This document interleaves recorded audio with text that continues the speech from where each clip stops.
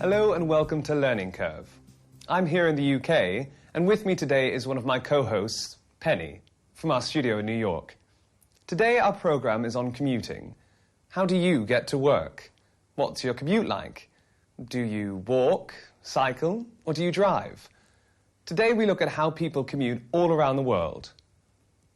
Penny was going to give us some information on... the traffic. It was terrible. Sorry I'm late. I usually run to work from the gym, but today I took a taxi. It's still rush hour, and as usual, there was a traffic jam. This city is always crowded with cars, taxis, and lorries. You know, trucks.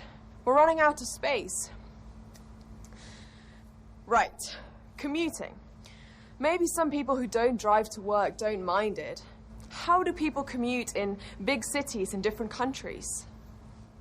Around the world, many people use public transport to get to work. In Tokyo, for example, there are 13 commuter subway lines.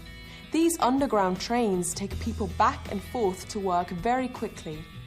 Shinjuku is the busiest subway station in the world. A new study has found that worldwide, the average journey time to work is 40 minutes. In Barcelona, Spain, this is shorter. It only takes commuters about 24 minutes. But for others, it's far longer than 40 minutes. Let's look at some of the worst cities for commuting time. Can you imagine spending 2 hours commuting to work? That's the average in Bangkok, the capital city of Thailand. The worst of it is at rush hour, between 7:30 and 9:30 in the morning. In a city of 8 million people, the traffic jams can be terrible. Commuters in Bangkok say it's the most difficult part of their day.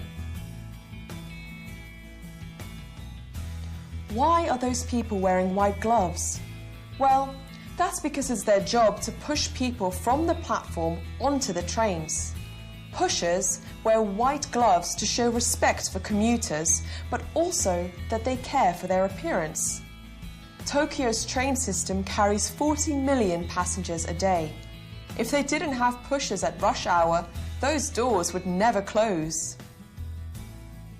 In New Delhi, India, 7 million cars come into the city every day.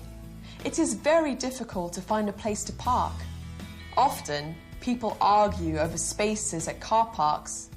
24% of people in New Delhi say they have argued over a parking space in the last year. And if you find a space in one of Delhi's large car parks, you might want to draw a map to your car. Some can have up to 820 cars. They're so big that many people have trouble finding their cars in these, as Americans say, parking lots at the end of the day. Now let's find out about commuters in London. Simon is out on the streets this evening. Simon, our viewers want to know, how do people in this city commute and how long does it take? And what's the rush hour like?